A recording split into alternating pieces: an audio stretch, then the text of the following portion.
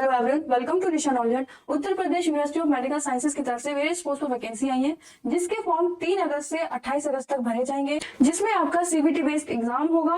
बाकी सारी चीजें हम नोटिफिकेशन से देखते हैं। ऑनलाइन रिटर्न एग्जाम होगा, सीबीटी बेस्ड यहाँ पे एग्जाम होगा।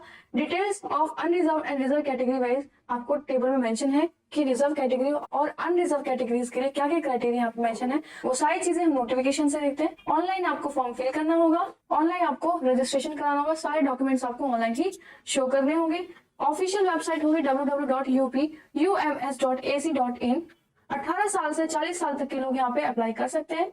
वेरियस पोस्ट पर वैकेंसी निकली है, जैसे सीनियर एडमिनिस्ट्रेटिव असिस्टेंट, जिसमें उनका पे लेवल 25,500 से स्टार्ट होगा। 18 से 40 साल ही यहाँ पर एज है। पे लेवल यहाँ पे उनका 25,500 से स्टार्ट होगा। Medical record officer, pharmacist grade 2, junior physiotherapist, junior occupational therapist, ये सारी पोस्ट यहाँ पे निकली है। सबके लिए जितने भी कैंडिडेट्स 18 से 40 साल के बीच के हैं वो यहाँ पे फॉर्म फिल कर सकते हैं।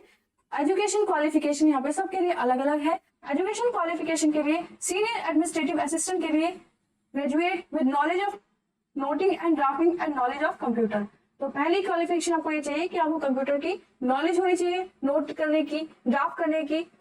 सेकंड क्वालिफिकेशन मांगी गई है कि टाइपिंग स्पीड 25 वर्ड पर मिनट होनी चाहिए हिंदी में और 30 वर्ड पर मिनट इंग्लिश में। कंप्यूटर और डेस्कटॉप पे 1 साल का एक्सपीरियंस मांगा गया है किसी भी गवर्नमेंट या पब्लिक सर्विस अंडरटेकिंग में, ऑटोनोमस गवर्नमेंट ऑर्गेनाइजेशन में या इंक्लूडिंग कॉन्ट्रेक्चुअल में, या फिर आउटसोर्स वर्कर्स जो होते हैं गवर्नमेंट ऑर्गेनाइजेशन में उसके। नेक्स्ट क्राइटेरिया मेंशन है after appointment candidates will be compulsory required to learn bilingual typing in both Hindi और इंग्लिश विद स्पीड 25 और 30 वर्ड पर मिनट। तो ये अपॉइंटमेंट के बाद का क्राइटेरिया।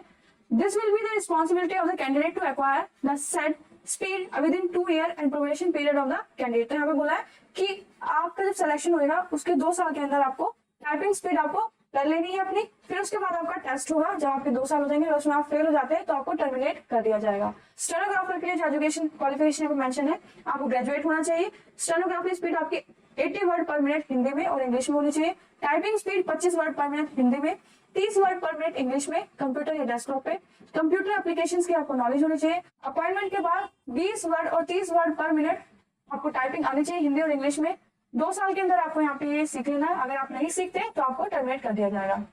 मेडिकल रिकॉर्ड ऑफिसर के लिए 12th पास होनी चाहिए, 55% नंबर आपके यहाँ पे होने चाहिए किसी भी रिकॉग्नाइज्ड बोर्ड से। 6 महीने का सर्टिफिकेट आपको होना चाहिए किसी भी रिकॉर्ड इंस्टीट्यूट से, अथॉरिटी से। 6 महीने के ड्यूरेशन का सर्टिफिकेट आपके पास होना चाहिए। 2 साल का एक्सपीरियंस आपको यहाँ पे मांगे गया है किसी भी हॉस्पिटल या फिर रेप्यूटेड मेडिकल इंस्टीट्यूट से। फार्मासिस्ट ग्रेड 2 के लिए जो एजुकेशन क्वालिफिकेशन मांगी गई है वो बी फार्मा होना चाहिए पीसीआई अप्रूव्ड कॉलेज से, इंस्टीट्यूट से, और डी फार्मा हो with registration as pharmacist under pharmacy act 1948, या तो डी फार्मा होना चाहिए जिसमें 2 साल का एक्सपीरियंस भी आपको मांगा गया है एटलीस्ट 50 बेडेड हॉस्पिटल में। ठीक है। जूनियर फिजियोथेरेपिस्ट में आपको एजुकेशन क्वालिफिकेशन मांगी गई कि आपकी इंटरमीडिएट होनी चाहिए साइंस से, मतलब साइंस स्ट्रीम आपकी होनी चाहिए उसमें, या मास्टर डिग्री होनी चाहिए फिजियोथेरेपिस्ट में। जूनियर ऑक्यूपेशनल थेरेपिस्ट के लिए एजुकेशन क्वालिफिकेशन होगी कि आपने इंटरमीडिएट हो साइंस स्ट्रीम से और मास्टर डिग्री होनी चाहिए ऑक्यूपेशनल थेरेपी में। तो ये सारी एजुकेशन क्वालिफिकेशन आपको मेंशन है, अपने स्ट्रीम के हिसाब से आप यहाँ पे फॉर्म फिल कर सकते हैं।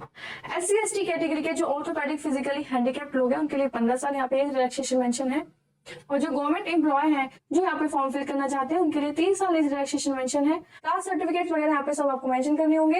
एडमिट कार्ड और कॉल लेटर एग्जाम से पहले आ जाएगा। एज चेक करने के लिए 1 जुलाई 2024 तक आप इस कैटेगरी में आने चाहिए।